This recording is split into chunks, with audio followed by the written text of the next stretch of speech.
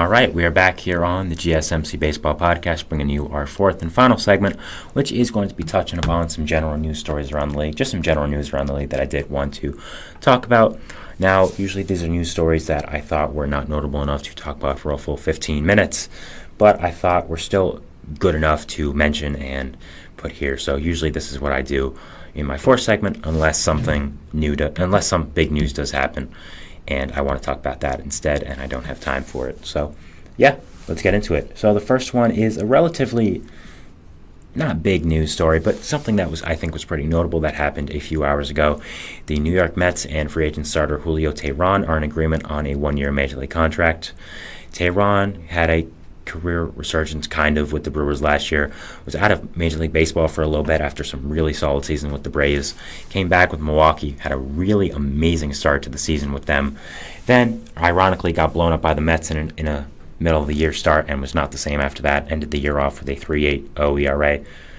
So was not horrible, but was not amazing either. It was just a good depth piece for the Brewers, who had a lot of rotation injuries last year. So it was a good job for Teheran to fill in there. So the reasoning the Mets signed Teheran was, simply put, they need pitching depth. They first of all lost their ace early in spring training, and then lost Tyler McGill, the man brought in the rotation to replace him.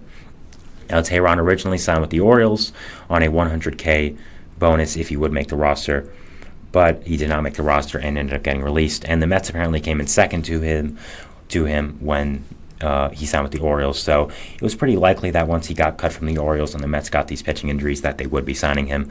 I mentioned it yesterday as well, that it looked like a possibility, and it did end up happening today. Am I happy about this deal? I am. I think it's a good, solid signing by the Mets. I don't think Teheran could be any worse than some of the options we do have. I think he's just a good major league pitcher who brings depth, eats innings, doesn't do anything extraordinary, but you can rely on him for 5 or 6 okay innings. Now, the Mets have a lot of young quality starters in the rotation in the minor leagues that I would like to see in the rotation. Guys like Jose Butto, Christian Scott, Mike Vasile, Dominic Hamill, even an older guy like Joey Lucchesi. But at the same time, we can't bring these guys up yet for contract situations, especially Jose Butto, who I and many other Mets fans have been pushing for to get a real opportunity in the rotation. I still think that should be the case, but Teheran for now, until the young pitchers can get into the major leagues, I think is a good signing. The Mets had their game rained out yesterday and today. They announced it a few hours before the show today, so they'll be doing a doubleheader tomorrow. Split admission, so 12:10 and then 7:10, I assume. We will be talking about the first game on stream tomorrow if it is happening, so I'll let you guys know about that. But yeah, I think a good signing here for the Mets for Teheran. I think he makes a lot of sense where the team is right now, and I don't think he's a bad option. So yeah, I think a good, solid signing by the Mets here, and something I'm looking forward to watching as the season does go on and seeing what does happen with him. Some other news we have now is first Josh Young. We obviously had a full segment on Josh Young yesterday about his injury and the big deal it was for the Texas Rangers. So if you would like to see that, please go look on my channel. It is there from yesterday's clips. I cut them all into 4 segments on YouTube. So just look up Josh Young in the channel and you'll find it. So I did have a full segment talking about his injury and the effects it has on the Texas Rangers. But we now know the full timeline here, so I wanted to mention that. He's going to be out 8 to 10 weeks, which is a little longer than I thought yesterday. It seemed yesterday it would be 6 weeks, but 8 to 10 is not that much longer, but it is still pretty long in my opinion. I mean, losing your starting third baseman for 8 to 10 weeks is not something good, especially a player of Josh Young's caliber. Was really breaking out this season, had a great start, had a great game against the Rays before he fractured his wrist. And having this guy out for what is likely to be 8 or 9 weeks is really a big blow.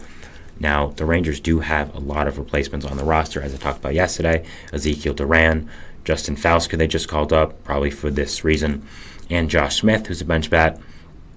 So we'll see who they end up playing. We'll see who they end up playing at third base regularly, and who ends up becoming their third baseman now that Josh Young is hurt. Again, a big blow for the Rangers, and something I think Rangers fans should be worried about as the season goes on, and seeing what does end up happening with that third base position.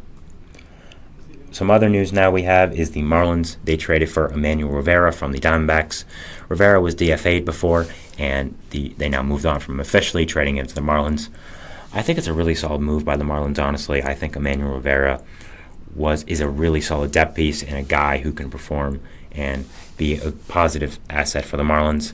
This is a guy who played in the World Series last year, was starting for them in a few games in the playoffs, and while he isn't the best player, he's definitely not bad, and I think he's a good depth move for the Marlins who need as much hitting depth as they can get. I think getting him for relatively nothing is a really good move and a really good signing, is a really good trade for them. So yeah, I like the depth move by the Marlins, and I think he will be a good solid piece for them going forward. Next, we had the Yankees. They signed former Mets, Brewers, and Dodgers reliever Phil Bickford to a minor league contract. Bickford did not make the Mets bullpen out of opening day and was then cut and signed a minor league contract with the Yankees.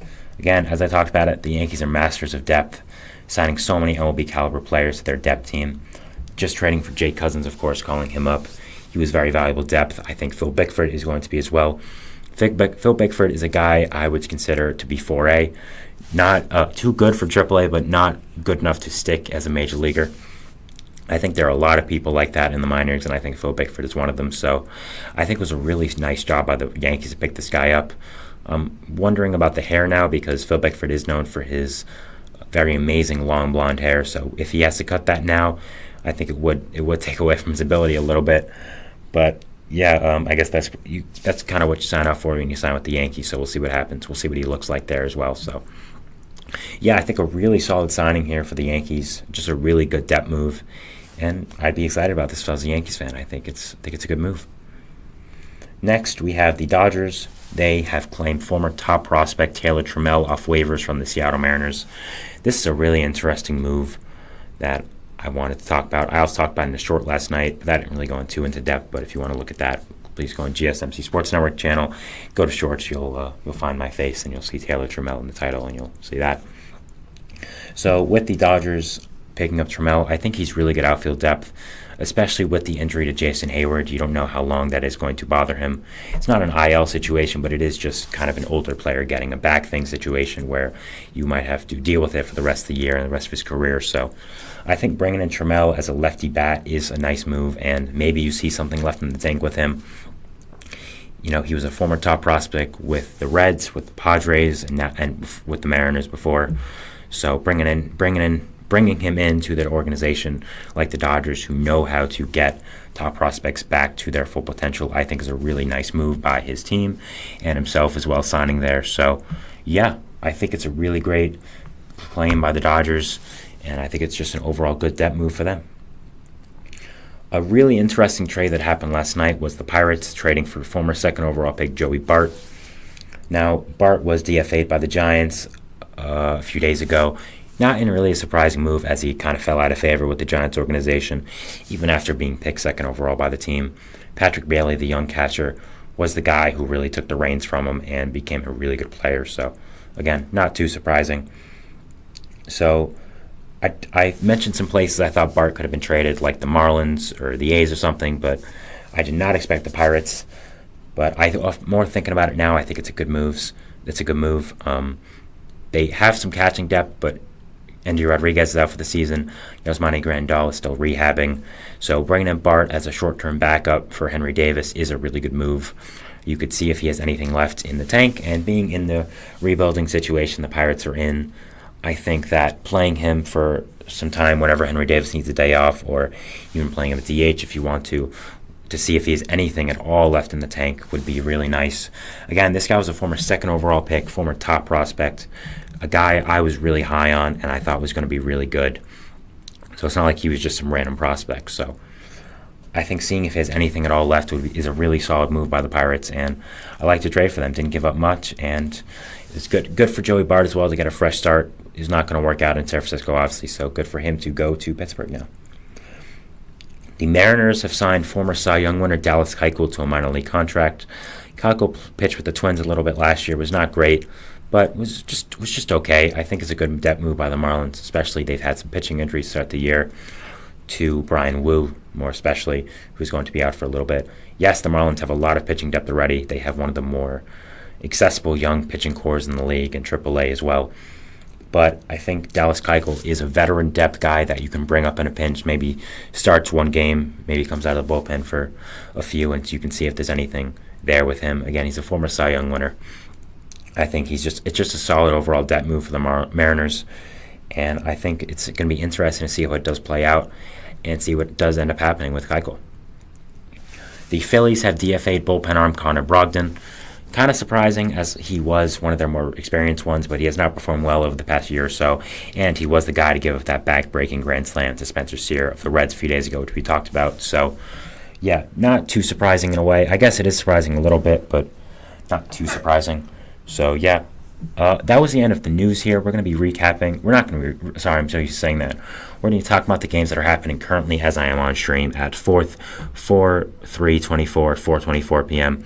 So the games that are currently going on, first we have Boston, Oakland, scoreless in the top of the fourth inning. Two men on right now for Sedena Rafaela in a 2-2 count with one out. So we'll see if anything happens with that.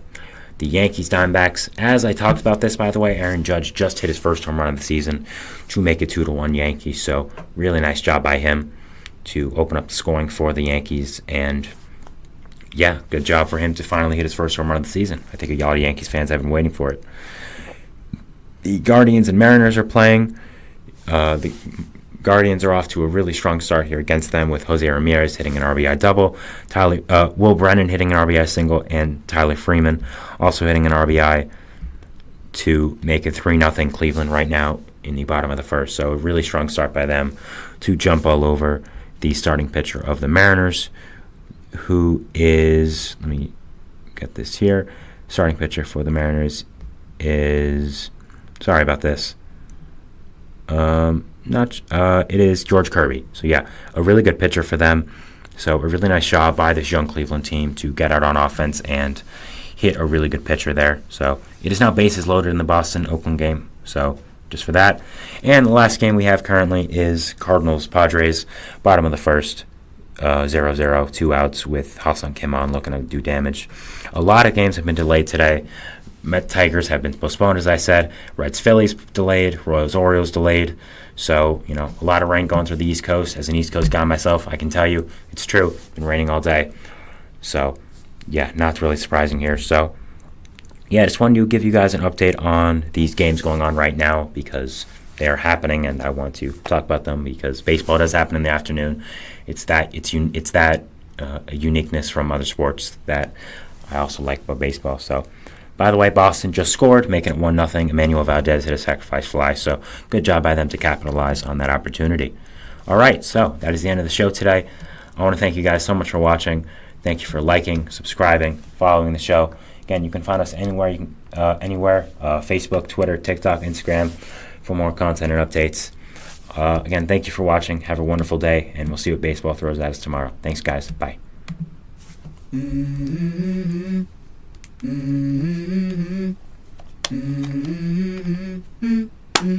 Let's go.